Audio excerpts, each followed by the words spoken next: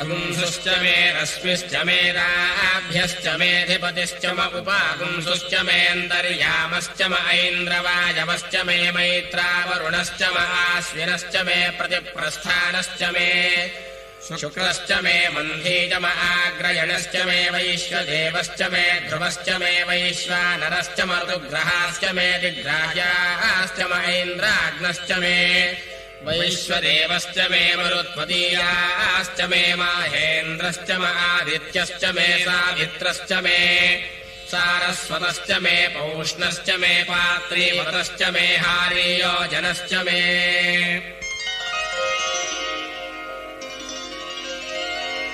युध्वश्च मे बर्हिश्च मे वेदिश्च मे धिष्णियाश्च मे शुचश्च मे च मधाश्च मे ग्रावाणश्च मे स्वरवश्च म उपरवाश्च मे धिषवने च मे द्रोणकलशश्च मे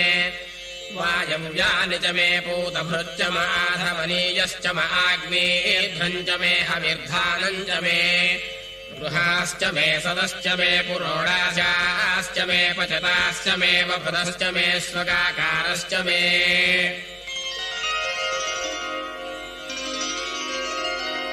अग्निश्च मे घर्मश्च मेऽर्कश्च मे सूर्यश्च मे प्राणश्च मे श्वमेधश्च मे पृथिवी च मे दितिश्च मे दितिश्च मे ज्यौश्च मे शक्वरीरङ्गुलज्योतिषश्च मे यज्ञेन कल्पन्तामृक्च मे साम च मे स्तोमश्च मे यजुश्च मे दीक्षा च मे तपश्च म ऋतुश्च मे व्रतम् च मे होरात्रयोर्वृष्ट्या बृहद्रथन्तरे च मे यज्ञेन कल्पेताम्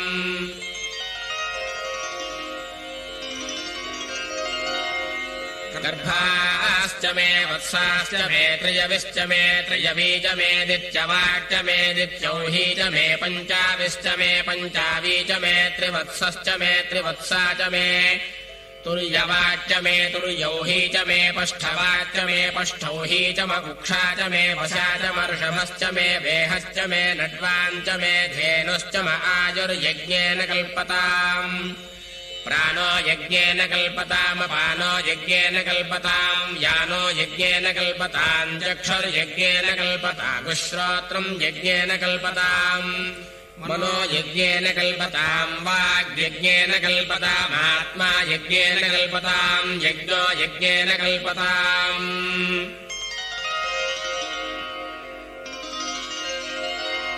एकाच मे तिस्रश्च मे पञ्च च मे सप्त च मे नव च म एकादश च मे त्रयोदश च मे पञ्चदश च मे सप्तदश च मे नवदश च म एकविंशतिश्च मे त्रयोविंशतिश्च मे पञ्चविंशतिश्च मे सप्तविंशतिश्च मे नवविंशतिश्च म एकत्रिंशच्च मे त्रयस्त्रिंशच्च मे चतुस्रश्च मेष्टौ च मे द्वादश च मे षोडश च मे विंशतिश्च मे चतुर्विंशतिश्च मेष्टाविंशतिश्च मे द्वात्रिंशच्च मे षट्त्रिंशच्च मे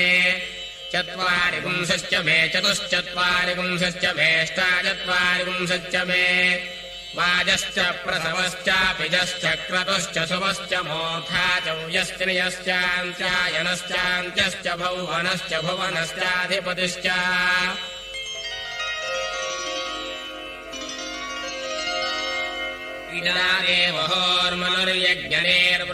इडादेवहोर्मनुर्यज्ञनेर्बृहस्पतिरुक्थामदानि सकंसिषद्विश्वे देवाः सोक्तवाचः पृथिवीमातर्माहि पुंसेर्मधुमनिष्ये मधुजनिष्ये मधुवक्ष्यामि मधुवदिष्यामि मधुमतीम् देवेभ्यो वाजमुद्रासकम् शुश्रूषेण्याम् मनुष्येभ्यस्तम् वा देवा अवन्तु शोभायै पितरो न मदन्तु ॐ शान्तिः शान्तिः शान्तिः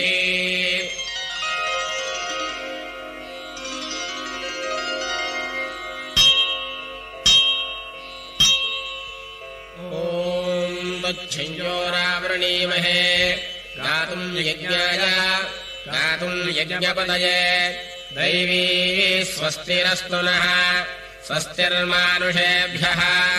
ऊर्ध्वम् जिगातुरेषजम् शन्नो अस्तु द्विपदे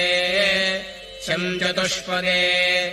ॐ शान्तिः शान्तिः शान्तिः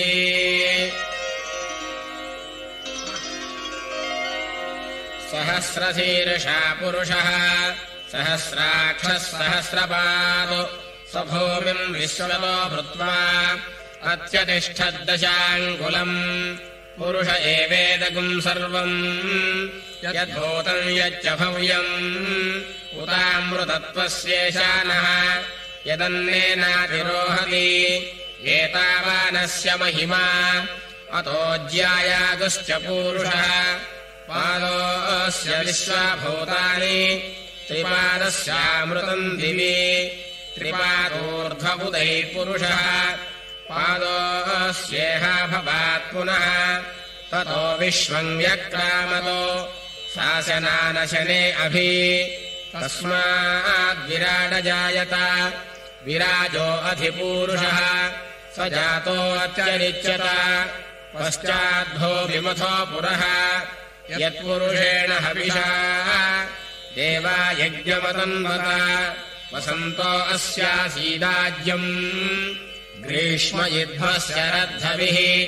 सप्तास्यासन् परिधयः त्रिसप्त समिधः कृताः देवा यज्ञम् तन्वानाः अबध्नन् पुरुषम् पशुम् तय्यज्ञम् बर्हिः प्रोक्षन् पुरुषम् जातमग्रतः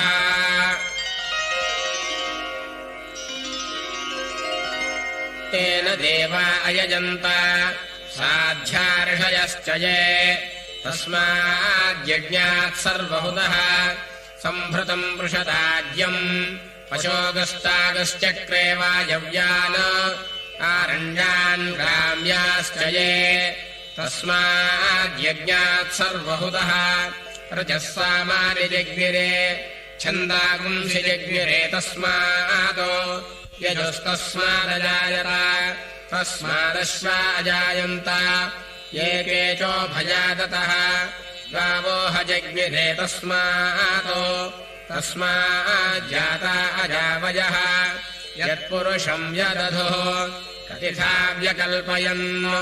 मुखम् किमस्य कौ बाहु का भूरूपादा उच्येते ब्राह्मणस्य मुखमासीत् बाहुराजन्यः कृतः ऊरो तदस्य यद्वैश्यः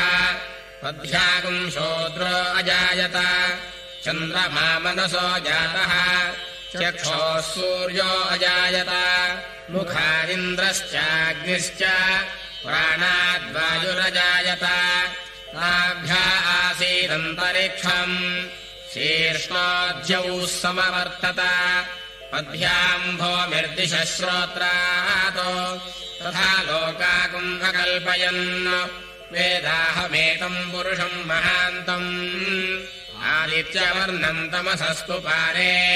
सर्वाणि रूपाणि विचित्य धीरः नामानि कृत्वाभिवदनु यदास्ते धाता पुरस्ताज्यमुदा जहार शक्रः प्रविद्वान् प्रतिशश्चतस्रः तमेवम् विद्वानमृत इह भवति नान्यः पन्था अजनाय विद्यते यज्ञेन यज्ञमयजन्त देवाः तानि धर्माणि प्रथमान्यासन् ते हनाकम् महिमानः सचन्ते यत्र पूर्वे साध्याः सन्ति देवाः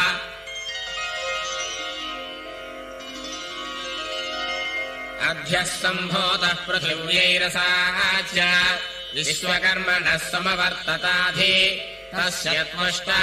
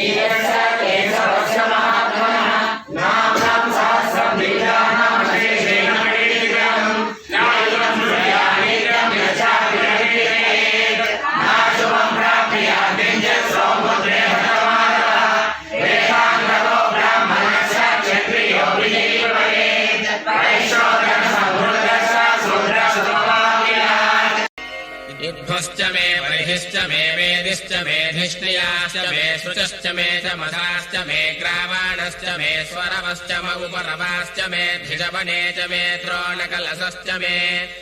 वायव्यानि च मे पूतभृच्च म आधवनीयश्च म आग्नेध्वम् च मे हविर्धानम् च मे गृहाश्च मे सदश्च मे पुरोडाशाश्च मे पचताश्च मे वपुदश्च मे स्वगाकारश्च मे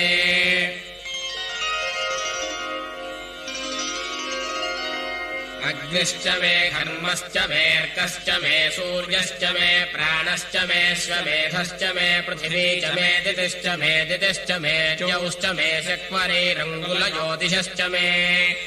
यज्ञेन कल्पन्तामृक्च मे साम च मे स्तोमश्च मे यजुश्च मे दीक्षा च मे तपश्च म ऋतुश्च मे व्रतम् च मे होरात्रयोर्वृष्ट्या बृहद्रथन्तरे च मे यज्ञेन कल्पेताम्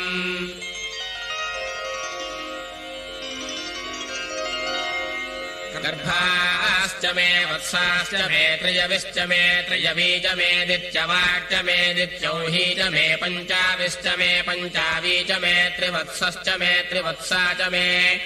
तुर्यवाच्च मे तुर्यौही च मे पष्ठवाच्च मे पष्ठौही च म कुक्षा च मे वशा च मर्षभश्च